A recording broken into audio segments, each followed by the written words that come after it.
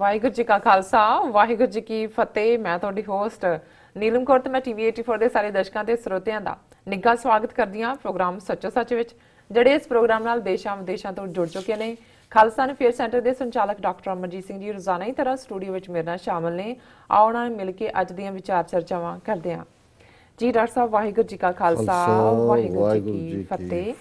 जी doctor साहब जी आयां नूं प्रोग्राम सच्चो सच विच बहुत शुक्रिया जी। डॉक्टर साहब अज 16 जनवरी 2018 4 माघ नानक शाही संमत 549 दिन है ते डॉक्टर साहब प्रोग्राम शुरू करन तो पहला असीं अपने दर्शकां ते ਸਰੋਤਿਆਂ ਨੂੰ ਹਮੇਸ਼ਾ ਤਰ੍ਹਾਂ ਦੱਸੀਏ व्यूअर्स ਜੇ ਤੁਸੀਂ ਹੱਕ ਸੱਚ ਇਨਸਾਫ ਤੇ ਪੈਰਾ ਦਿੰਦਾ ਇੱਕੋ ਇੱਕ ਚੈਨਲ ਟੀਵੀ 84 ਨੂੰ ਦੇਖਣਾ ਚਾਹੁੰਦੇ ਹੋ ਤਾਂ ਤੁਸੀਂ ਦੇਖ ਸਕਦੇ ਹੋ spectrum cable, RCN cable, Bell 5 cable in Canada, roku, Jadoo box, ਸ਼ਾਵਾ, फेसबुक ग्लोबल सिपिन दी ऐप राही, TV 84 दी ऐप राही online streaming and IP box ते तुसी TV 84 नूं देख सकते हो। व्यूअर्स जे तुसी TV 84 नाल जां प्रोग्राम सच्चो सच नाल फेसबुक राही जुड़े हो तां इस नूं वध तों वध लाइक करो ते शेयर करो। शुक्रिया जी। डॉक्टर साहब प्रोग्राम की शुरुआत करते हैं अज दे पहले इशू दे नाल। जी डॉक्टर साहब की कहना तुहाडा?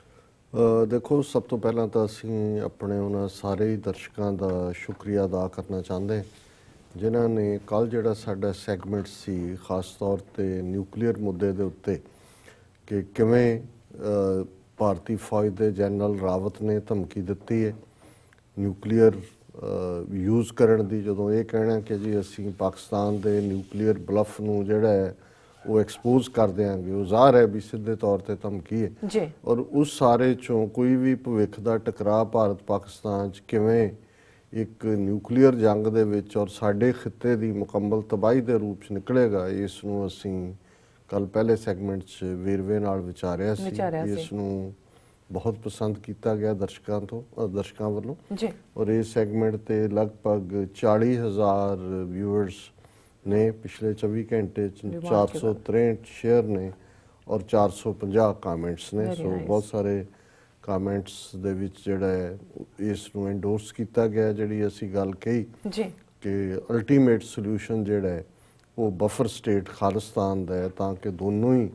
जिहड़ियां न्यूक्लीयर आर्म्ड पावर्स ने इंडिया और पाकिस्तान वो सैपरेट होण और खालिस्तान उस खिते दे विच साउथ एशिया जिसनूं सब कॉन्टीनेंट भी कहा जाता है उस दे विच परमानेंट पीस, स्टेबिलिटी, प्रॉस्पेरिटी जी और शांति, स्थिरता और खुशहाली, क्योंकि खुशहाली जिहड़ी है वो स्थिरता तो बिना नहीं हुंदी और स्थिरता उदों ही होएगी जदों कि किसी नूं किसी तो डर नहीं होएगा, कोई इनसिक्योर नहीं होएगा, कोई पोलीटिकल वोटां लैण लई जिवें भारत दे हाकम पाकिस्तान के खिलाफ जिहड़ा है वो शुरू कर दिंदे ने। और इस वार जिहड़ा ये सारा कुछ जुड़िया होया है इस दे विच इजराइली प्राइम मिनिस्टर दी भारत विजिट की भी वड्डी देन है क्योंकि वो 6 दिन उत्थे रुके और इस सारे पीरीयड ची जिहड़ी हज जाण वाले मुसलमानां दी सबसिडी दा खत्म करना, जिन्हों असीं दूसरे सैगमेंट च डिस्कस करांगे कि किवें इन्हां दा अपना जिहड़ा पार्ट है हिंदूत्व दे नां थल्ले किवें हज़ारां करोड़ उत्थे खर्च कीते जांदे ने पर इत्थे इनू कितना वड्डा एहसान बनाया होया सी। शायद इसे लिए बहुत सारे मुसलमान आगुआं ने कहा कि गुड रिडेंस कि भी ये जिहड़ा तुसीं खाम खा के जी पैंपरिंग हो गई दूजा हो गया, लेकिन ये साडा दूसरा सैगमेंट है सो असीं सब दा कलैक्टिव शुक्रिया अदा करदे हां। साडे खिते दे विच भी और ज़बान च भी भावें ये आया तां उर्दू जां हिंदी नाल संबंध होएगा, लेकिन एक अखाण अक्सर इस्तेमाल किया जाता है दुश्मन बात करे अनहोनी और ये गल इस पासे वाल इशारा करती है कि जदों तुसीं डील दुश्मन नाल करना है तो फिर दुश्मन ने फेयर गेम नहीं करनी है। जदों तुसीं आपस दे विच ड्यूल भी हुंदे सी तो उहदे कोई नियम तय किए जाते सी, जिवें अंग्रेजी च भी कहणगे कि ही हिट बिलो द बेल्ट। हुण उहदे च भी इन्हां दे भी ड्यूल सी और उहदे च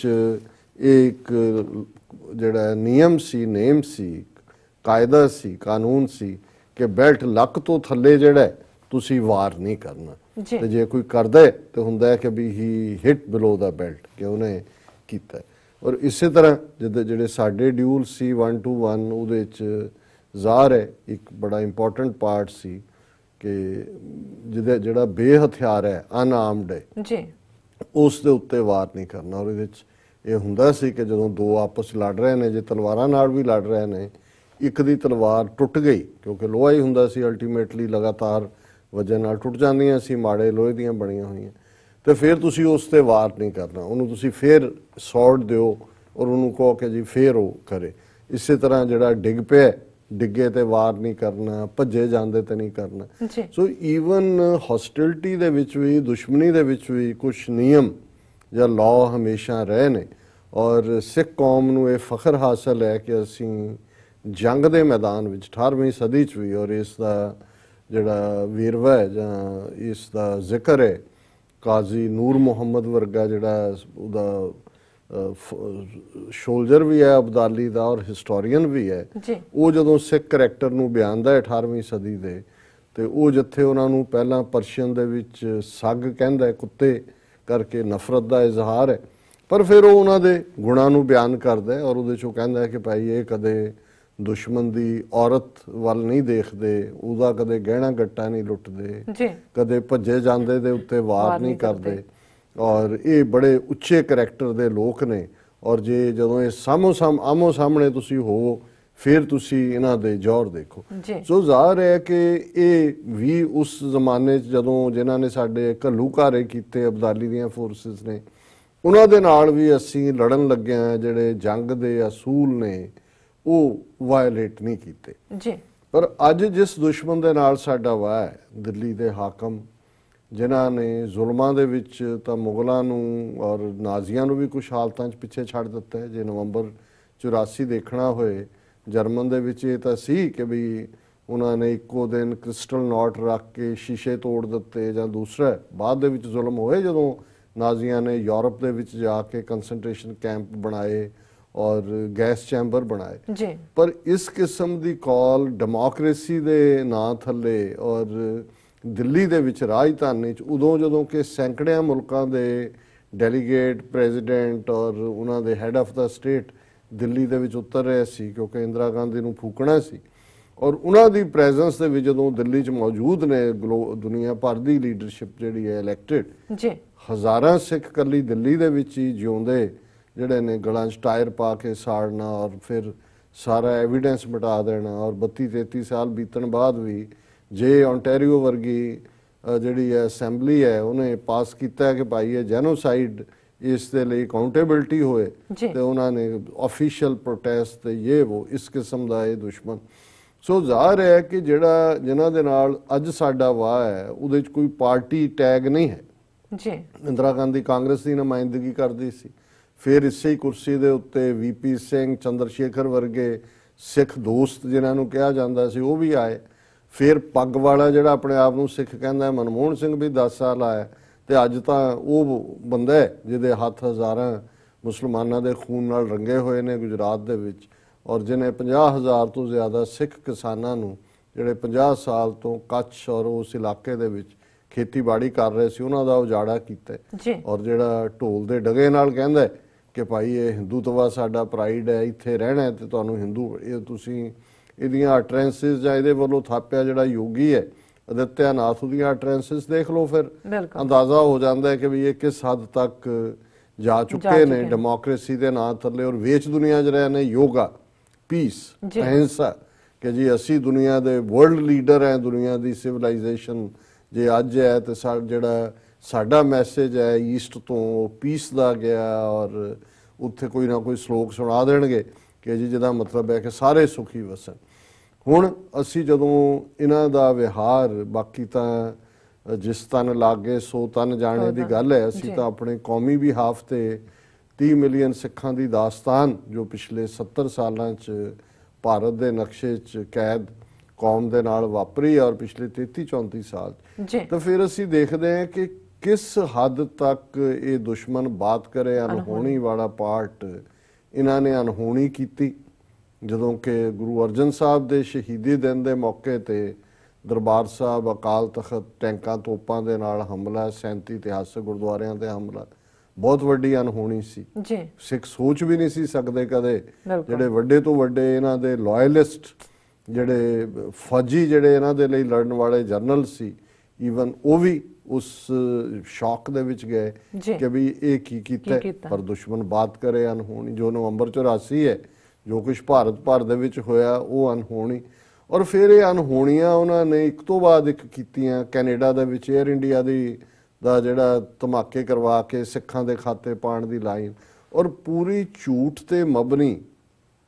ਇੱਕ ਕੈਂਪੇਨ ਜਿਹੜੀ ਕਿ ਪਿਛਲੇ 33 ਸਾਲਾਂ ਤੋਂ ਲਗਾਤਾਰਤਾ ਨਾਲ ਚੱਲ ਰਹੀ ਹੈ। ਔਰ ਉਹਦੇ 'ਚ ਉਹਨਾਂ ਨੂੰ ਜੇ ਪੱਗ ਵਾਲੇ ਲਿਆ ਕੇ ਐਂਬੈਸਡਰ ਤੇ ਕੌਂਸੂਲੇਟ ਵੀ ਲਾਣੇ ਪਏ। ਨਵਤੇਜ ਸਰ ਨਾਲ ਵਾਸ਼ਿੰਗਟਨ ਬਿਠਾਇਆ ਹੋਇਆ, ਉਹਦੀ ਟਰਮ ਦਸੰਬਰ 'ਚ ਮੁੱਕ ਗਈ ਸੀ। ਦਸੰਬਰ 2000 ਉਹਨੂੰ ਸਾਲ ਦੀ ਹੋਰ ਐਕਸਟੈਂਸ਼ਨ ਦਿੱਤੀ ਹੈ ਕਿਉਂਕਿ ਔਰ ਉੱਥੇ ਵੀ ਜੇ ਮਨਮੋਹਨ ਸਿੰਘ ਨੂੰ ਬਿਠਾਉਣ ਦੀ ਲਾਈਨ ਸੀ 10 ਸਾਲ, ਉਹਦੀ ਕੋਈ ਇਹ ਨਹੀਂ ਹੈ ਕਿ ਉਹ ਬਹੁਤ ਵਧੀਆ ਅਕਾਊਂਟੈਂਟ ਸੀ ਜਾਂ ਕਲਰਕ ਬਹੁਤ ਵਧੀਆ ਸੀ ਜਾਂ ਬਾਬੂ ਬਹੁਤ ਵਧੀਆ ਸੀ, ਕਿਉਂਕਿ ਇਹ ਵੀ ਧੋਖਾ ਦੇਣ ਲਈ ਸੀ ਕਿ ਜੀ ਦੇਖੋ ਸਿੱਖਾਂ ਨਾਲ ਕਿਹੜੀ ਅਸੀਂ ਪਰਸੀਕਿਊਸ਼ਨ ਕਰ ਰਹੇ ਹਾਂ, ਅਸੀਂ ਤਾਂ ਇੱਕ ਪੱਗ ਵਾਲੇ ਨੂੰ ਪ੍ਰਾਈਮ ਮਿਨਿਸਟਰ ਬਣਾਇਆ ਹੋਇਆ। ਹੁਣ ਜਦੋਂ ਅੱਜ ਸਿੱਧੀ ਉਹ ਤਾਕਤ ਪਾਵਰ ਚ ਆਈ ਹੈ 2014 ਤੋਂ, ਜਿਨ੍ਹਾਂ ਨੇ ਮਿੱਥਿਆ ਹੋਇਆ ਕਿ ਵੀ ਅਸੀਂ ਡੈਡਲਾਈਨ ਪਹਿਲਾਂ 2020 ਹੁਣ 2023 ਵੀ ਕਹਿੰਦੇ ਨੇ ਹਰ ਇੱਕ ਨੂੰ ਹਿੰਦੂ ਬਣਾਉਣਾ। ਔਰ ਜ਼ਾਹਰ ਹੈ ਕਿ ਕਿਵੇਂ ਉਹਨਾਂ ਨੇ, ਔਰ ਇਹ ਸਵਾਲ ਮੀਡੀਆ 'ਚ ਮੈਨੂੰ ਵੀ ਪੁੱਛਿਆ ਗਿਆ ਕਿ ਜੀ ਇਹ ਜਿਹੜਾ ਹੁਣ ਮਤਾ ਹੋਇਆ ਕਿ ਵੀ ਬਾਹਰਲੇ ਸਿੱਖਾਂ ਨੇ, ਡਾਇਸਪੋਰਾ ਸਿੱਖਾਂ ਨੇ, ਜਿਹੜੀ ਕੈਨੇਡਾ ਤੋਂ ਗੱਲ ਸ਼ੁਰੂ ਹੋਈ, ਅਮਰੀਕਾ, ਇੰਗਲੈਂਡ, ਯੂਰਪ, ਆਸਟ੍ਰੇਲੀਆ 'ਚ ਹੈ ਕਿ ਇਹਨਾਂ ਦੇ ਆਫੀਸ਼ੀਅਲਸ ਔਰ ਇਹਨਾਂ ਦੇ ambassador, high commission, consulate staff ਜਿਹੜਾ ਉਹ ਗੁਰਦੁਆਰਿਆਂ 'ਚ ਨਹੀਂ ਵੜ ਸਕਦਾ, ਉਹਨਾਂ ਨੂੰ ਕੋਈ ਰੈਕਗਨਾਈਜ਼ ਨਹੀਂ ਕੀਤਾ ਜਾਏਗਾ। ਇਹ ਪਹਿਲਾਂ ਕਿਉਂ ਨਹੀਂ ਕੀਤਾ? ਤੇ ਮੇਰਾ ਇਹ ਕਹਿਣਾ ਕਿ ਵੀ ਇਹ ਤਾਂ ਪਹਿਲਾਂ ਵੀ ਨਹੀਂ ਸੀ ਵੈਲਕਮ, ਕਦੇ ਇਹਨਾਂ ਨੇ ਡੇਅਰ ਵੀ ਨਹੀਂ ਕੀਤਾ। ਪਰ ਹੁਣ ਜਦੋਂ ਦਾ 2014 ਤੋਂ ਮੋਦੀ ਸਰਕਾਰ ਆਈ, ਇਹਨਾਂ ਨੇ ਬਾਹਰ ਧਾਰਮਿਕ ਏਜੰਡੇ ਦੇ ਨਾਂ ਥੱਲੇ, ਪਹਿਲਾਂ ਜਿਹੜਾ ਉਹ ਗੁਰੂ ਗੋਬਿੰਦ ਸਿੰਘ ਸਾਹਿਬ ਦਾ ਪ੍ਰਕਾਸ਼ ਪੁਰਬ ਮਨਾਉਣ ਦੇ ਨਾਂ ਥੱਲੇ, ਔਰ ਜਿਵੇਂ ਇਹਨਾਂ ਨੇ ਐਕਟਿਵਲੀ ਦਿੱਲੀ ਦੇ ਵਿੱਚ ਤਾਲ ਕਟੋਰਾ 'ਚ ਰੱਖ ਕੇ, ਔਰ ਉਸ ਤੋਂ ਪਹਿਲਾਂ ਵੀ ਇਹਨਾਂ ਨੇ 1999 'ਚ ਯਤਨ ਕੀਤਾ ਜਦੋਂ ਵਾਜਪਾਈ ਪ੍ਰਾਈਮ ਮਿਨਿਸਟਰ ਸੀ, ਪੰਜਾਬ 'ਚ 100 ਕਰੋੜ ਦੇ ਦਿੱਤਾ ਹੈ ਜੀ, 50 ਕਰੋੜ RSS ਨੂੰ, ਔਰ ਉਸ ਕਿਸਮ ਦਾ ਲਿਟਰੇਚਰ ਛਾਪਿਆ ਜਿਹੜਾ ਹਿੰਦੂਆਈਜ਼ ਕਰਦਾ ਸੀ ਸਿੱਖਾਂ ਨੂੰ। ਲੇਕਿਨ ਇਹਨਾਂ ਨੇ ਪਿਛਲੇ 2-3 ਸਾਲ ਦੇ ਵਿੱਚ ਪੂਰਾ ਇੰਟਰਫੀਅਰ ਕਰਨ ਦੇ ਲਈ ਕਿ ਜੀ ਐਮਬੈਸੀਆਂ ਦੇ ਵਿੱਚ ਅਸੀਂ ਇਹ ਦਿਨ ਮਨਾਵਾਂਗੇ। ਇੰਗਲੈਂਡ ਦੇ ਵਿੱਚ ਉਹਨਾਂ ਨੇ ਮੇਲੇ ਵਰਗੀ ਕੋਈ ਘਟਨਾ ਜਿਹੜੀ ਹੈ, ਕੋਈ ਇਵੈਂਟ ਕਰਵਾਈ ਵੀ, ਔਰ ਇੱਥੇ ਵੀ ਨਵਤੇਜ ਸਰ ਨੇ ਸਮਿਥਸੋਨੀਅਨ 'ਚ ਕਰਵਾਇਆ, ਮੇਰੀ ਮਾਊਂਟ ਯੂਨੀਵਰਸਿਟੀ 'ਚ LA ਦੀ ਲਾਈਨ, ਔਰ ਦੂਸਰੇ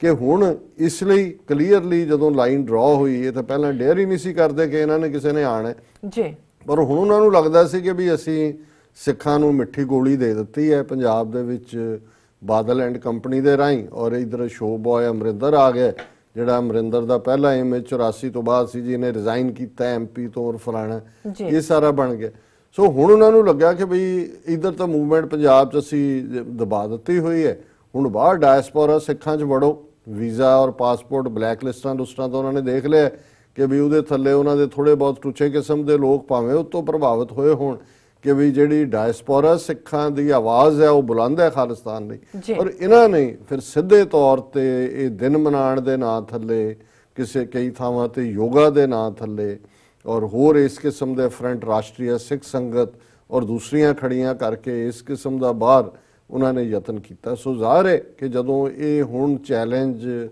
ਮੁਖਰ ਰੂਪ ਦੇ ਵਿੱਚ ਸਾਹਮਣੇ ਆਇਆ, ਔਰ ਦੂਸਰਾ ਪਾਰਟ ਕਿ ਜਿਵੇਂ ਇਹਨਾਂ ਨੇ 5 ਮਿਲੀਅਨ ਸਿੱਖ ਡਾਇਸਪੋਰਾ ਨੂੰ ਜਗਤਾਰ ਸਿੰਘ ਜੱਗੀ ਦੇ ਮਾਮਲੇ ਦੇ ਵਿੱਚ, ਜਿਹੜਾ ਕਿ ਝੂਠਾ ਇੱਕ ਬੇਕਸੂਰ ਨੌਜਵਾਨ,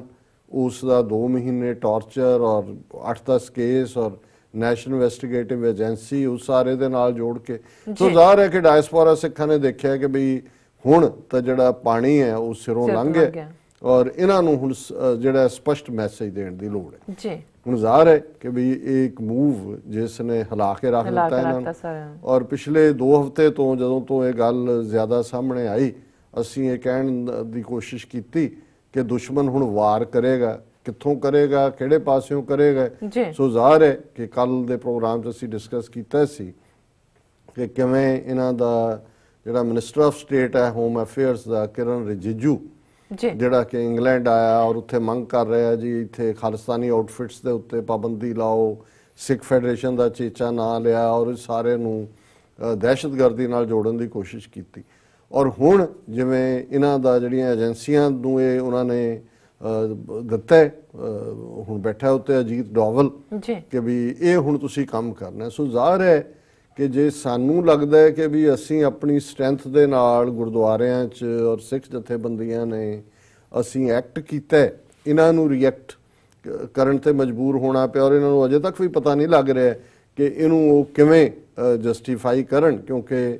ਕਿਰਨ ਰਿਜਿਜੂ ਨੇ ਇਹ ਕਹਿਣ ਦੀ ਕੋਸ਼ਿਸ਼ ਕੀਤੀ ਜੀ ਪਾਬੰਦੀ ਲਾ ਚੈਰੀਟੇਬਲ ਟਰਸਟ ਹੈ ਜਾਂ ਫਲਾਣਾ ਹੈ, ਪਰ ਜ਼ਾਹਰ ਹੈ ਕਿ ਕਿਸੇ ਦੇ ਪ੍ਰਾਈਵੇਟ ਸਿਟੀਜ਼ਨ ਦੇ ਤੌਰ ਤੇ ਗੁਰਦੁਆਰੇ ਆਉਣ ਤੇ ਤਾਂ ਪਾਬੰਦੀ ਨਹੀਂ ਹੈ। ਲੇਕਿਨ ਇਹ ਇਹਨਾਂ ਦਾ ਇੱਕ ਤਰੀਕਾ ਹੈ ਬਾਹਰਲੇ ਸਿੱਖਾਂ ਨੂੰ ਵੀ ਮੈਸੇਜ ਦੇਣ ਦਾ ਔਰ ਹਕੂਮਤਾਂ ਨੂੰ ਵੀ ਦੱਸਣ ਦਾ ਕਿ ਜੀ ਤੁਸੀਂ ਇਹਨਾਂ ਦੀਆਂ ਐਕਟੀਵਿਟੀਜ਼ ਜਿਹੜੀਆਂ ਨੇ ਕਰਬ ਕਰੋ। ਹਾਲਾਂਕਿ ਇੱਥੋਂ ਦੇ ਆਪਣੇ ਕਾਨੂੰਨ ਨੇ, ਉਹਨਾਂ ਨੇ ਕਿਵੇਂ ਕਰਨੇ ਜੀ। ਹੁਣ ਕਿੰਨੇ ਵੱਡੇ ਲੈਵਲ ਤੇ ਮਿਸ ਇਨਫੋਰਮੇਸ਼ਨ ਕੈਂਪੇਨ ਹੈ। ਮਿਸ ਇਨਫੋਰਮੇਸ਼ਨ ਕੈਂਪੇਨ ਤਾਂ ਇਮੀਡੀਏਟਲੀ ਜਿਹੜੇ ਇੱਥੇ ਬੈਠੇ ਇਹਨਾਂ ਦੇ ਟੁੱਚੇ ਨੇ, ਇਲੈਕਟ੍ਰੋਨਿਕ ਮੀਡੀਆ 'ਚ ਵੀ, ਪ੍ਰਿੰਟ ਮੀਡੀਆ 'ਚ ਵੀ, ਉੱਥੇ ਵੀ ਉਹਨਾਂ ਨੇ ਉਸ ਕਿਸਮ ਦੇ ਲੋਕਾਂ ਨੂੰ ਲਾਈਨ ਤੇ ਲੈ ਕੇ ਜਿਨ੍ਹਾਂ ਦਾ ਕੋਈ ਗੁਰਦੁਆਰਿਆਂ ਨਾਲ ਤਾਲੁਕਾਤ ਨਹੀਂ ਹੈ ਇਹ ਪ੍ਰਭਾਵ ਦੇਣ ਦੀ ਕੋਸ਼ਿਸ਼ ਕੀਤੀ ਜੀ। ਆਮ ਸਿੱਖ ਦੇ ਖਿਲਾਫ ਨੇ। ਫਿਰ ਇਸ ਗੱਲ ਦੇ ਉੱਤੇ ਸਵਾਲੀਆ ਨਿਸ਼ਾਨ ਨਹੀਂ ਜੀ 98 ਗੁਰਦੁਆਰੇ ਕਹਿ ਰਹੇ ਨੇ ਲਿਸਟ ਲਿਆਓ ਜੀ ਕਿੱਥੇ ਹੈ। ਉਸ ਸਾਰੇ ਦੇ ਬਾਵਜੂਦ ਕਿਉਂਕਿ ਉਹਨਾਂ ਦੇ ਕੋਲ ਤੁਸੀਂ ਲਿਆਓ ਲਿਸਟ ਕਿਹੜੇ ਬੰਦੇ ਜਿਨ੍ਹਾਂ ਦੇ ਨਾਂ ਨੇ, ਉਹਨਾਂ ਨੇ ਕਿਹਾ ਵੀ ਅਸੀਂ ਨਹੀਂ ਹੈਗੇ ਜੀ। ਰਾਦਰ ਇਹਦੇ ਉਲਟ ਜਿਹੜੀ ਇਹਨਾਂ ਨੇ ਕੈਨੇਡਾ ਦੇ 2-3 ਗੁਰਦੁਆਰਿਆਂ ਦੇ ਕਮਜ਼ੋਰ ਜਿਹੇ ਬੰਦਿਆਂ ਨੂੰ ਮਿਸਕੋਟ ਕੀਤਾ, ਉਹਨਾਂ ਨੇ ਵੀ ਬਾਅਦ ਸਟੇਟਮੈਂਟਸ ਦਿੱਤੀ ਕਿ ਨਹੀਂ ਇਹਨਾਂ ਨੇ ਅਸੀਂ ਕੁਛ ਕਿਹਾ ਸੀ, ਇਹਨਾਂ ਨੇ ਕੁਛ ਲਿਆਂਦਾ। ਔਰ ਹੁਣ ਜਿਹੜਾ ਇਹਨਾਂ ਨੇ ਫੁੱਲ ਸਕੇਲ ਕੈਂਪੇਨ ਉਹਦੇ 'ਚ ਜ਼ਾਹਰ ਹੈ ਵੀ TV 84 ਨੇ ਪਿਛਲੇ 5 ਸਾਲ 'ਚ ਪੰਥਕ ਹਲਕਿਆਂ ਦੇ ਵਿੱਚ ਔਰ ਖਾਲਿਸਤਾਨ ਦੇ ਝੰਡਾ ਬਰਦਾਰ ਦੇ ਨਾਤੇ ਆਪਣੀ ਥਾਂ ਬਣਾਈ ਹੈ। ਔਰ 17 ਦਸੰਬਰ ਨੂੰ TV 84 ਦੀ 5ਵੀਂ ਐਨੀਵਰਸਰੀ ਦੇ ਮੌਕੇ ਦੇ ਉੱਤੇ ਜਿਹੜਾ ਦੂਸਰਾ ਫੰਡ ਰੇਜ਼ਿੰਗ ਡਿਨਰ ਹੋਇਆ, ਕਿਉਂਕਿ ਇੱਕ ਲਾਸਟ ਈਅਰ ਹੋਇਆ ਸੀ ਜੀ 2016 ਦੇ ਵਿੱਚ ਔਰ ਇੱਕ 2017 ਦੇ ਵਿੱਚ, 2016 ਚ ਮਾਰਚ 'ਚ ਹੋਇਆ ਸੀ, ਇਹ 17 ਦਸੰਬਰ ਨੂੰ ਹੋਇਆ। ਸੋ 5 ਸਾਲ 'ਚ ਕੋਈ ਸਾਡੇ ਹਰ ਸਾਲ ਫੰਡ ਰੇਜ਼ਿੰਗ ਨਹੀਂ ਹੋਇਆ, ਲੇਕਿਨ ਜ਼ਾਹਰ ਹੈ ਵੀ ਅਸੀਂ 5th ਐਨੀਵਰਸਰੀ ਜਿਹੜੀ ਹੈ ਜਿਹਨੂੰ ਸੈਲੀਬ੍ਰੇਟ ਕੀਤਾ ਹੈ ਔਰ ਉਹਦੇ 'ਚ ਨੁਮਾਇੰਦੇ ਥਰੂ ਆਊਟ ਨਾਰਥ ਅਮਰੀਕਾ ਆਏ ਔਰ ਡਾਕਟਰ IK ਚੀਮਾ, ਇਕਤਾਰ ਕਰਾਮਤ ਚੀਮਾ ਸਾਡੇ कीनोट स्पीकर सन, चीफ गेस्ट सन और उसकी कवरेज भी हुई, प्रिंट मीडिया भी हुई, सारा कुछ ओपन सी और ਇਹਦੇ ਨਾਲ ਨਾਲ ਅਸੀਂ ਦੇਖਦੇ ਹਾਂ ਕਿ ਵੀ ਹੁਣ ਕਿਵੇਂ ਉਹਨਾਂ ਨੇ ਸਾਰੇ ਪੀਰੀਅਡ 'ਚ ਉਹਨਾਂ ਨੂੰ ਲੱਗ ਰਿਹਾ ਵੀ TV 84 ਇਸ ਵੇਲੇ ਇੱਕ ਇਫੈਕਟਿਵ ਮੀਡੀਆ ਦੇ ਤੌਰ ਤੇ ਗੱਲ ਅੱਗੇ ਤੋਰ ਰਿਹਾ। ਤੇ ਫਿਰ ਜੋ ਕੁਝ ਇਹ 84 ਤੋਂ ਬਾਅਦ ਇਹਨਾਂ ਨੇ ਕੀਤਾ, ਜਿੱਥੇ ਵੀ ਕੋਈ ਖਾਲਿਸਤਾਨ ਦੀ ਗੱਲ ਹੋਣੀ ਉਹਨੂੰ ISI ਨਾਲ ਜੋੜ ਦਿਓ ਕਿ ਜੀ ਪਾਕਿਸਤਾਨ ਦੀ ਖੁਫੀਆ ਏਜੰਸੀ ISI ਦੇ ਬਿਹਾਈਂਡ ਹੈ। ਔਰ ਇਹੀ ਗੱਲ ਕਸ਼ਮੀਰ 'ਚ ਵੀ ਕਰ ਰਹੇ ਨੇ। ਹੁਣ ਕਸ਼ਮੀਰ ਦੇ ਵਿੱਚ ਇਹਦੇ 'ਚ ਕੋਈ ਸ਼ੱਕ ਨਹੀਂ ਲੱਖ ਕਸ਼ਮੀਰੀ ਮਾਰੇ ਨੇ, ਉਹਨਾਂ ਦੇ ਲੋਕਲ ਨੌਜਵਾਨ ਜਿਹੜੇ ਹੈ ਉਹ ਲੜ ਰਹੇ ਨੇ ਆਪਣੇ ਹੱਕਾਂ ਦੇ ਲਈ, ਉਹਨੂੰ ਵੀ ਤੁਸੀਂ ਪਾਕਿਸਤਾਨ ਦੇ ਖਾਤੇ 'ਚ ਪਾ ਦਿਓ, ISI ਦੇ ਖਾਤੇ 'ਚ ਪਾ ਦਿਓ। ਹਾਲਾਂਕਿ ਅਸੀਂ ਇੱਥੇ ਮੈਂ 1991 ਤੋਂ ਫੁੱਲ ਫਲੈਜਡ ਐਕਟਿਵਿਸਟ ਦੇ ਤੌਰ ਤੇ ਐਕਟਿਵ ਹੈ। ਮੈਂ ਇਹ ਮਹਿਸੂਸ ਕਰਦਾ ਹਾਂ ਕਿ ਜੇ ਪਾਕਿਸਤਾਨ ਦੇ opinion maker, law maker, decision maker ਸੱਚਮੁੱਚ ਉਹਨਾਂ ਨੇ ਹਿਊਮਨ ਰਾਈਟਸ ਇਸ਼ੂ ਤੇ ਔਰ ਉਹਨਾਂ ਦਾ ਉਹ ਹੱਕ ਵੀ ਬਣਦਾ ਹੈ, ਹਜ਼ਾਰਾਂ ਸਿੱਖ ਪਾਕਿਸਤਾਨ ਦੇ ਸ਼ਹਿਰੀ ਨੇ, ਇਤਿਹਾਸਕ ਗੁਰਦੁਆਰੇ ਨੇ, ਹਿਊਮਨ ਰਾਈਟਸ ਦੇ ਲੈਵਲ ਦੇ ਉੱਤੇ ਇੰਟਰਨੈਸ਼ਨਲ ਪਲੇਟਫਾਰਮਸ ਤੇ ਆਵਾਜ਼ ਚੁੱਕੀ ਹੁੰਦੀ ਤੇ ਅੱਜ ਸਟੋਰੀ ਡਿਫਰੈਂਟ ਹੁੰਦੀ। ਬਾਕੀ ਤਾਂ ਹੈਲਪ ਜਾਂ ਦੂਜੇ ਦੀ ਗੱਲ ਛੱਡੋ, ਸਾਨੂੰ ਚਾਹੀਦੀ ਵੀ ਨਹੀਂ। ਸਿੱਖ ਕੌਮ ਇੱਥੇ ਪ੍ਰੋਸਪਰਸ ਹੈ, ਅਸੀਂ ਆਪਣੀ ਹਿੰਮਤ ਰੱਖਦੇ ਹਾਂ, ਗੁਰੂ ਨੇ ਬਹੁਤ ਕੁਝ ਕੌਮ ਨੂੰ ਦਿੱਤਾ ਹੈ। ਅਸੀਂ ਤਾਂ ਇੰਨੀ ਕੁ ਮੰਗ ਜ਼ਰੂਰ ਰਹੀ ਹੈ ਜਿਹੜੀ ਅਜੇ ਤੱਕ ਵੀ ਕਿਤੇ ਨਜ਼ਰ ਨਹੀਂ ਆਈ ਕਿ ਵੀ ਉਹਨਾਂ ਨੇ ਕਿਸ ਹੱਦ ਤੱਕ ਜਾ ਕੇ ਬਲੋਚਿਸਤਾਨ ਦਾ ਇਸ਼ੂ, ਗਿਲਗਿਤ ਦਾ, ਆਜ਼ਾਦ ਕਸ਼ਮੀਰ ਦਾ, ਰੈੱਡ ਫੋਰਟ ਤੋਂ ਖਲੋ ਕੇ ਲਾਲ ਕਿਲੇ ਤੋਂ ਕਹਿ ਰਹੇ ਇਹ ਠੀਕ ਹੈ ਵੀ ਸਾਡੇ ਨਾਲ ਇਸ ਵੇਲੇ ਘੱਟੋ ਘੱਟ TV 84 ਦੇ ਮਾਧਿਅਮ ਰਾਹੀਂ ਹਜ਼ਾਰਾਂ ਦੀ ਗਿਣਤੀ ਦੇ ਵਿੱਚ, ਜੇ ਲੱਖਾਂ ਨਾ ਵੀ ਕਹੀਏ, ਉਹ ਹਮਦਰਦ ਨੇ ਜਿਹੜੇ ਵਾਗਾ ਦੇ ਆਰ ਪਾਰ ਵੀ ਨੇ, ਦੁਨੀਆ ਭਰ 'ਚ ਬੈਠੇ ਹੋਏ ਨੇ, ਜਿਨ੍ਹਾਂ ਨੂੰ ਲੱਗਦਾ ਕਿ ਸਿੱਖਾਂ ਦਾ ਕੇਸ ਜੈਨੂਨ ਹੈ। ਔਰ ਅਸੀਂ ਇਸ ਗੱਲ ਦਾ ਯਤਨ ਕੀਤਾ ਕਿ ਭਾਈ ਇਹ ਜਿਹੜਾ ਇਹਨਾਂ ਨੇ ਹਿੰਦੂ ਤਵੀਆਂ ਨੇ ਜਿਸ ਕਿਸਮ ਦੀ ਨੈਗੇਟਿਵਿਟੀ ਕ੍ਰੀਏਟ ਕੀਤੀ ਪਿਛਲੇ ਪੀਰੀਅਡ 'ਚ, ਨਫ਼ਰਤ ਦਾ ਔਰ ਪਿਛਲੇ ਦੇ ਬੀਤੇ ਦੇ ਇਤਿਹਾਸ ਨੂੰ ਵੀ ਮਿਸਕੋਟ ਕਰਕੇ ਉਹਨੂੰ ਰੈਕਟੀਫਾਈ ਕੀਤਾ ਜਾਏ। ਸੋ ਜ਼ਾਹਰ ਹੈ ਵੀ TV 84 ਰਾਹੀਂ ਜਿਹੜੇ ਹਿਸਟੋਰੀਕਲ ਦਿਨ ਵੀ ਹੁੰਦੇ ਨੇ ਉਹਨਾਂ ਤੇ ਅਸੀਂ ਤਬਸਰਾ ਕਰਦੇ ਹਾਂ ਔਰ ਅਸੀਂ ਕਿਵੇਂ ਹੈਂਡ ਟੂ ਮਾਊਥ ਆਮ ਅੰਗਰੇਜ਼ੀ 'ਚ ਕਹਿੰਦੇ ਨੇ, ਪਰ ਅਸੀਂ ਤਾਂ ਕਿਵੇਂ ਈਵਨ ਉਹ ਵੀ ਕਿਤੇ ਨਾ ਕਿਤੇ ਜਿਹੜਾ ਹੱਥ ਮੂੰਹ ਤੱਕ ਪਹੁੰਚ ਜਾਂਦਾ ਹੈ, ਅਸੀਂ ਤਾਂ ਅੰਡਰ ਡੈਟ ਬਿਲਕੁਲ ਇਸ ਪੀਰੀਅਡ ਦੇ ਵਿੱਚ ਹਮੇਸ਼ਾ ਹੀ ਇਸ ਨੂੰ ਸਰਵਾਈਵ ਕਰਨ ਦੀ ਕੋਸ਼ਿਸ਼ ਕੀਤੀ ਹੈ। ਜੇ ਕੋਈ ਇਸ ਕਿਸਮ ਦੀ ਹੈਲਪ ਕਿਸੇ ਪਾਸਿਓਂ ਹੁੰਦੀ ਜਾਂ ਹੋਏ, ਫਿਰ ਇਹਨਾਂ ਨੂੰ ਸਮਝ ਹੁੰਦੀ ਕਿ ਵੀ ਇਹ ਜਿਹੜਾ ਜਿਸ ਕਿਸਮ ਦਾ ਇਹ ਪ੍ਰੋਪੇਗੈਂਡੇ ਦਾ ਹੁਣ ਸਹਾਰਾ ਲੈ ਰਹੇ ਨੇ, ਫਿਰ ਸ਼ਾਇਦ ਗੱਲ ਬਹੁਤ ਅੱਗੇ ਗਈ ਹੁੰਦੀ। ਪਰ ਸਾਨੂੰ, ਜਿਵੇਂ ਮੈਂ ਕਿਹਾ, ਵੀ ਅਸੀਂ ਆਪਣੀ ਕੌਮ ਦੇ ਰਿਸੋਰਸ, ਗੁਰੂ ਤੇ ਸਾਡਾ ਮਾਣ ਹੈ ਕਿ ਵੀ ਗੁਰੂ ਨੇ ਕੌਮ ਨੂੰ ਬੇਘਰੇ ਨਹੀਂ ਰਹਿਣ ਦੇਣਾ। ਸੱਚ ਸਾਡਾ ਸਭ ਤੋਂ ਪਾਵਰਫੁਲ ਹਥਿਆਰ ਹੈ, ਕਿਉਂਕਿ ਅਸੀਂ ਸੱਚ ਦੇ ਉੱਤੇ ਖੜੇ ਹਾਂ। ਇਸ ਗੱਲ ਨੂੰ ਅਸੀਂ ਸਮਝਦੇ ਹਾਂ ਕਿ ਅਲਟੀਮੇਟਲੀ ਖਾਲਿਸਤਾਨ ਨੈਕਸਟ ਨੇਬਰ ਹੈ, ਪਾਕਿਸਤਾਨ ਸਾਡਾ ਹਮਸਾਇਆ ਮੁਲਕ ਹੈ। ਸਾਡੇ ਦੋਨਾਂ ਕੌਮਾਂ ਦੀ ਤਹਿਜ਼ੀਬ, ਬੇਸਿਕ ਪ੍ਰਿੰਸੀਪਲਸ, ਬਹੁਤ ਕੁਝ ਸਾਂਝ ਹੈ। ਔਰ ਜੇ ਜਮਨਾ ਪਾਰ ਵਾਲੀ ਤਹਿਜ਼ੀਬ ਵਾਲੇ ਵੀ ਬਿਲਕੁਲ ਇੱਕ ਤਹਿਜ਼ੀਬਸ਼ੁਦਾ ਤਰੀਕੇ ਦੇ ਨਾਲ ਖਾਲਸੇ ਦੇ ਨਾਲ ਜਿਹੜਾ ਉਹ ਸਾਂਝ ਰੱਖਣੀ ਚਾਹਣਗੇ ਭਵਿੱਖ ਦੇ ਵਿੱਚ, ਤੇ ਜ਼ਾਹਰ ਹੈ ਅਸੀਂ ਓਪਨ ਹੈ, ਸਾਡੇ ਲਈ ਕੋਈ ਬਿਲਟ ਇਨ ਨਫ਼ਰਤ ਨਹੀਂ ਹੈ। ਪਰ ਜਿਸ ਅੰਦਾਜ਼ 'ਚ ਹੁਣੇ ਭਾਰਤ ਦੀਆਂ ਖੁਫੀਆ ਏਜੰਸੀਆਂ ਔਰ ਉਹਨਾਂ 'ਚ ਵੀ, ਕਿਉਂਕਿ ਜਿਹੜੀ ਰਿਪੋਰਟ ਅਸੀਂ ਹੁਣ ਸਾਂਝੀ ਕਰਨ ਜਾ ਰਹੇ ਹਾਂ ਦਰਸ਼ਕਾਂ ਦੇ ਨਾਲ,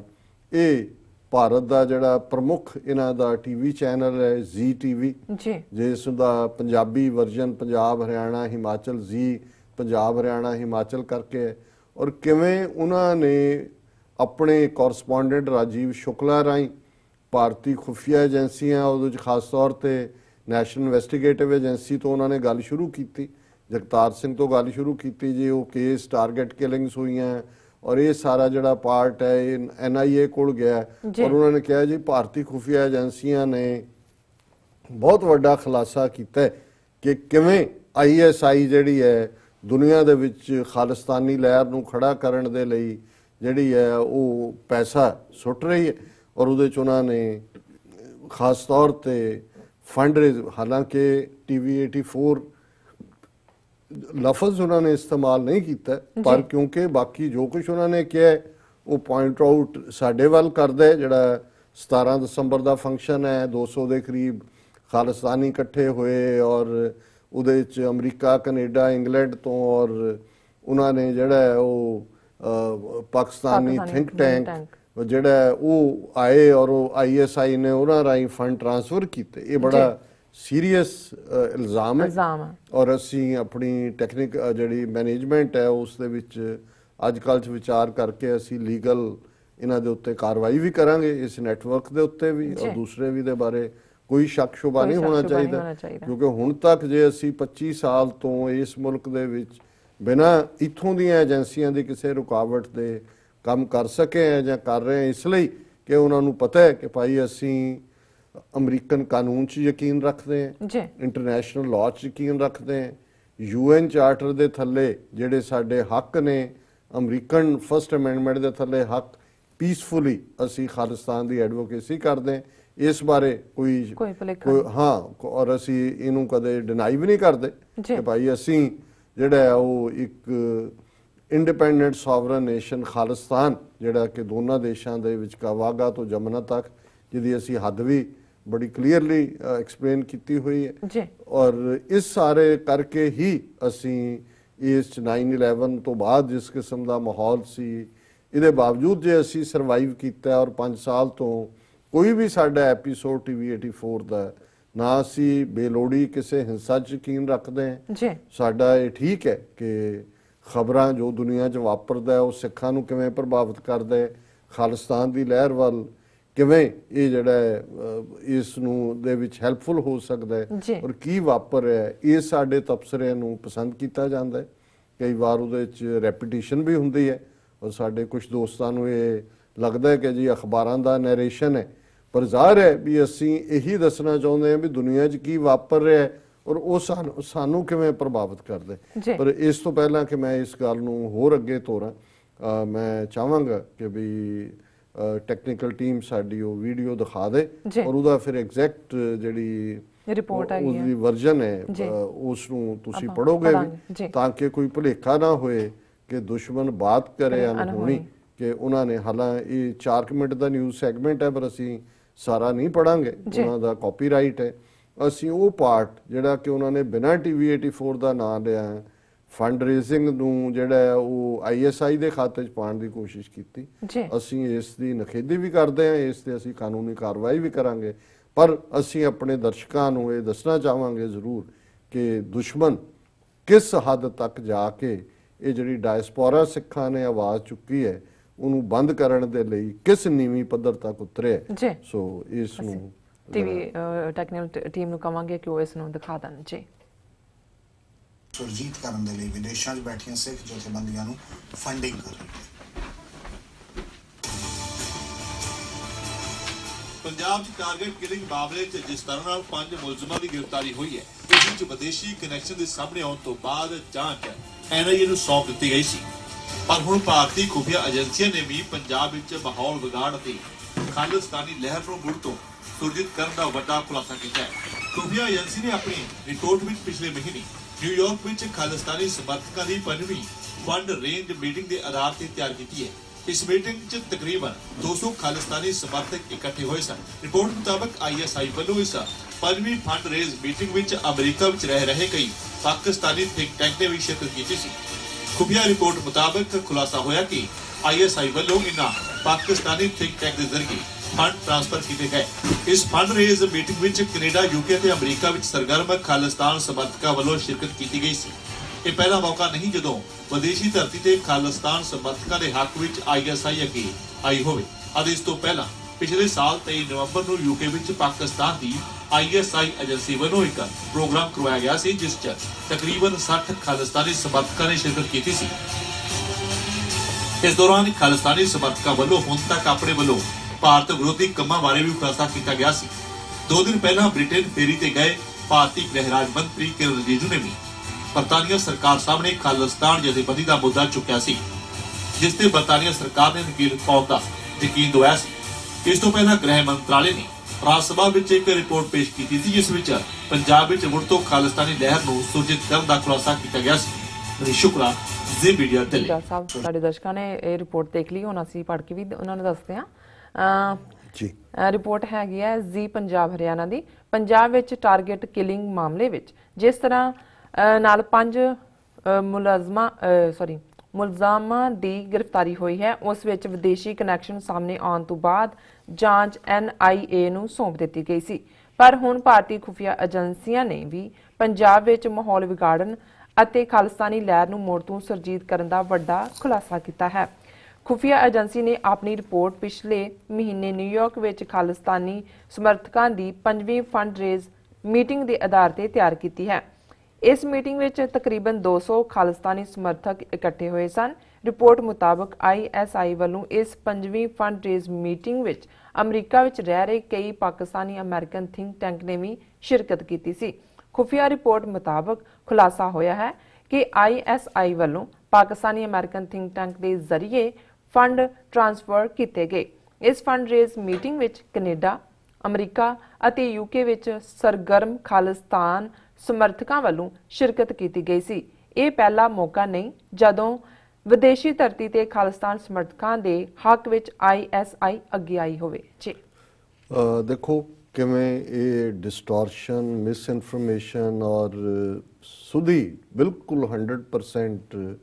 ਝੂਠ ਦੇ ਉੱਤੇ ਮਬਨੀ ਰਿਪੋਰਟ ਹੈ। ਇਸ ਨੂੰ ਕੋਈ 17 ਨਵੰਬਰ 2017 ਚ UK ਚ ਹੋਇਆ ਇਹ ਗੈਦਰਿੰਗ, ਉਹਦੇ ਨਾਲ ਜੋੜ ਕੇ ਔਰ ਇਹ ਸਾਰਿਆਂ ਨੂੰ ਫਿਰ ISI ਦੇ ਨਾਲ ਜੋੜ ਕੇ, ਹਾਲਾਂਕਿ ਕਈ ਪਾਕਿਸਤਾਨੀ ਅਮਰੀਕਨ, ਇਹਨਾਂ ਨੂੰ ਸ਼ਾਇਦ ਜਿਹੜਾ ਉਹ ਹਵਾਲਦਾਰ ਲਾਇਆ ਹੋਣਾ ਹੈ ਸਟੋਰੀ ਬਣਾਉਣ ਤੇ, ਉਹਨੂੰ ਇਹ ਨਹੀਂ ਪਤਾ ਹੋਣਾ ਵੀ ਅਮਰੀਕਨ ਥਿੰਕ ਟੈਂਕ ਕਈ ਕੋਈ ਮਿਲੀਅਨਸ ਇੱਥੇ ਥਿੰਕ ਟੈਂਕ ਨਹੀਂ ਨੇ। ਉਹਨਾਂ ਦਾ ਇੱਕ ਬਾਡੀ ਹੈ ਜਿਨ੍ਹਾਂ ਨੂੰ ਅਸੀਂ ਸੱਦ ਕੇ, ਕਿਉਂਕਿ ਉਹਨਾਂ ਨੇ ਸਾਨੂੰ ਵੀ ਇਨਵਾਈਟ ਕੀਤਾ, ਸ਼ੁਭ ਚਿੰਤਕ ਨੇ ਖਾਲਿਸਤਾਨ ਦੇ, ਉਹਨਾਂ ਨੂੰ ਅਸੀਂ ਜਿਹੜਾ ਇਨਵਾਈਟ ਕੀਤਾ। ਲੇਕਿਨ ਇਸ ਸਾਰੇ ਨੂੰ ਕਿਵੇਂ ਵੱਡੇ ਪਰਸਪੈਕਟਿਵ 'ਚ, ਕਿਉਂਕਿ ਇਹਨਾਂ ਨੂੰ ਪਤਾ ਨਹੀਂ ਲੱਗ ਰਿਹਾ ਜਗਤਾਰ ਸਿੰਘ ਜੱਗੀ ਦੇ ਮਾਮਲੇ 'ਚ 2 ਮਹੀਨੇ ਤੋਂ ਫੜਿਆ, ਕੋਈ ਉਹਨਾਂ ਕੋਲ ਸਬੂਤ ਨਹੀਂ ਹੈ, ਕੋਈ ਈਵਨ ਕਨਫੈਸ਼ਨ ਵੀ ਝੂਠੀ ਨਹੀਂ ਲੈ ਸਕੇ ਟੌਰਚਰ ਕਰਕੇ ਵੀ। ਸੋ ਉਸ ਸਾਰੇ ਤੋਂ ਬਾਅਦ ਉਹਨਾਂ ਨੂੰ ਲੱਗਾ ਕਿ ਵੀ ਇਹਨੂੰ ਹੁਣ ਪਾਓ ISI ਦੇ ਖਾਤੇ 'ਚ। ਉਹਦੇ ਲਈ ਤਾਂ ਹੀ ਪਏਗਾ ਵੀ ਦੁਨੀਆ ਭਰ ਜੋੜੋ ਕਿ ਜਿੱਥੇ ਜਿੱਥੇ ਵੀ ਖਾਲਿਸਤਾਨ ਦੀ ਐਕਟੀਵਿਟੀ ਹੈ। ਔਰ ਇਸ ਸਾਰੇ ਨੂੰ ਫਿਰ ਇਹ ਜਿਹੜੀ ਸਾਰੀ ਰਿਪੋਰਟ ਹੈ ਉਹਦੇ 'ਚ ਇਕੱਲਾ ਇਹ ਨਹੀਂ ਹੈ, ਉਹਨਾਂ ਨੇ ਪਹਿਲਾਂ TV 84 ਦਾ ਨਾਂ ਲਏ ਬਿਨਾਂ ਇਹਦਾ ਜ਼ਿਕਰ ਕੀਤਾ UK 'ਚ ਨਵੰਬਰ ਦੇ ਫੰਕਸ਼ਨ ਦੀ ਗੱਲ ਕੀਤੀ, ਜੀ। ਫਿਰ ਕਿਰਨ ਰਿਜਿਜੂ ਨੇ ਜਾ ਕੇ ਉੱਥੇ ਕੀ ਕਿਹਾ ਉਹਦੀ ਮੰਗ ਦਾ ਜ਼ਿਕਰ ਕੀਤਾ, ਫਿਰ ਵਿੱਚ ਦੱਸਣ ਨੂੰ ਸਿੱਖ ਫੈਡਰੇਸ਼ਨ ਦਾ ਬਿਆਨ ਕਿ ਉਹਨਾਂ ਨੇ ਕਿਵੇਂ ਡਿਫੈਂਡ ਕੀਤਾ ਆਪਣੇ ਆਪ ਨੂੰ, ਤੇ ਅਖੀਰ 'ਚ ਉਹਨਾਂ ਨੇ ਬੁੱਚੜ ਬੇਅੰਤਾ ਜਿਹਨੇ 50,000 ਤੋਂ ਜ਼ਿਆਦਾ ਸਿੱਖ ਨੌਜਵਾਨ KP ਗਿੱਲ ਨੂੰ ਕਹਿ ਕੇ ਐਲੀਮੀਨੇਟ ਕੀਤੇ, ਉਹਨਾਂ ਦੀ ਦੋਨੋਂ ਹੀ ਕਾਤਲ ਜੋੜੀ ਨੇ, ਜੀ। ਉਹਦਾ ਜਿਹੜਾ ਗ੍ਰੈਂਡਸਨ ਰਵਨੀਤ ਬਿੱਟੂ MP ਹੈ ਲੁਧਿਆਣਾ, ਫਿਰ ਉਹਨੇ ਪੂਰੀਆਂ ਜਬਲੀਆਂ ਮਾਰੀਆਂ ਕਿ ਜੀ ਦੇਖੋ ਬਾਹਰਲੇ ਗੁਰਦੁਆਰਿਆਂ ਤੇ ਇਹਨਾਂ ਨੇ ਕਬਜ਼ੇ ਕੀਤੇ ਹੋਏ ਨੇ, ਪੰਜਾਬ ਦਾ ਪੀਸ ਵਿਗਾੜ ਰਹੇ ਨੇ ਔਰ ਇਹ ਔਰ ਇਹ ਸਾਰੀ ਸਟੋਰੀ ਪਲਾਂਟ ਕਰਨ ਵਾਲੇ ਜਿਹੜੇ ਫਿਰ ਦੋ ਅੱਡ-ਅੱਡ ਕੋਰਸਪੋਂਡੈਂਟ, ਇੱਕ ਰਾਜੀਵ ਸ਼ੁਕਲਾ ਤੇ ਇੱਕ ਤਪਨ ਮਲਹੋਤਰਾ। ਸੋ ਅਸੀਂ ਇਹਨਾਂ ਦੇ ਖਿਲਾਫ ਕਾਨੂੰਨੀ ਕਾਰਵਾਈ ਵੀ ਕਰਾਂਗੇ, ਪਰ ਅਸੀਂ ਆਪਣੇ ਦਰਸ਼ਕਾਂ ਨੂੰ ਇਹ ਜ਼ਰੂਰ ਦੱਸਣਾ ਚਾਹੁੰਦੇ ਹਾਂ ਕਿ ਇਹ ਸਾਡਾ ਦੁਸ਼ਮਣ ਹੈ, ਇਹ ਉਹਦਾ ਲੈਵਲ ਹੈ ਔਰ ਇਸ ਹੱਦ ਤੱਕ ਜਾ ਕੇ ਆਊਟ ਆਫ ਦਾ ਬਲੂ ਝੂਠ ਕ੍ਰੀਏਟ ਕਰਨ ਦੀ ਕਿੰਨੀ ਵੱਡੀ ਇਹ ਮਸ਼ੀਨ ਹੈ। ਜੀ ਡਾਕਟਰ ਸਾਹਿਬ, ਜੀ ISI ਸਾਡੀ ਮਦਦ ਕਰਦੀ ਹੁੰਦੀ, ਅਸੀਂ ਅਪੀਲ ਕਰਦੀ ਹਾਂ ਐਵਰੀਡੇ ਮੈਂ ਅਪੀਲ ਕਰਦੀ ਹਾਂ, ਕਿਉਂ ਕਰਦੇ ਵਿਊਅਰਸ, ਅਸੀਂ ਚਾਹੁੰਦੇ ਹਾਂ ਕਿ ਤੁਸੀਂ TV84 ਦੀ ਵੱਧ ਤੋਂ ਵੱਧ ਮਾਈਕ ਸਹਾਇਤਾ ਕਰੋ। ਤੁਸੀਂ ਆਪਣੀ ਮਾਈਕ ਸਹਾਇਤਾ ਸਾਡੀ ਵੈਬਸਾਈਟ TV84.tv ਤੇ ਜਾ ਕੇ 3 ਵੇਜ਼ ਰਾਹੀਂ ਕਰ ਸਕਦੇ ਹੋ, ਜਿਸ ਤਰ੍ਹਾਂ ਕਿ one time donation, monthly donation, ਜਾਂ ਫਿਰ ਤੁਸੀਂ TV84 ਦੇ ਨਾਮ ਤੇ ਚੈੱਕ ਬਣਾ ਕੇ ਸਾਨੂੰ ਮੇਲ ਕਰ ਸਕਦੇ ਹੋ ਸਾਡੇ ਇਸ ਪਤੇ ਤੇ 36-01 37th Avenue, ਲੌਂਗ ਆਈਲੈਂਡ ਸਿਟੀ, ਨਿਊਯਾਰਕ 11101 USA, ਜਾਂ ਫਿਰ ਤੁਸੀਂ ਸਾਨੂੰ ਫੋਨ ਰਾਹੀਂ ਵੀ ਸੰਪਰਕ ਕਰ ਸਕਦੇ ਹੋ 5164060694। ਵਿਊਅਰਸ, ਵਿਚਾਰਾਂ ਦਾ ਸਿਲਸਿਲਾ ਇਸ ਤਰ੍ਹਾਂ ਚੱਲਦਾ ਰਹੇਗਾ। ਮਿਲਦੇ ਹਾਂ ਆਫਟਰ ਦਿਸ ਸ਼ਾਰਟ ਬ੍ਰੇਕ।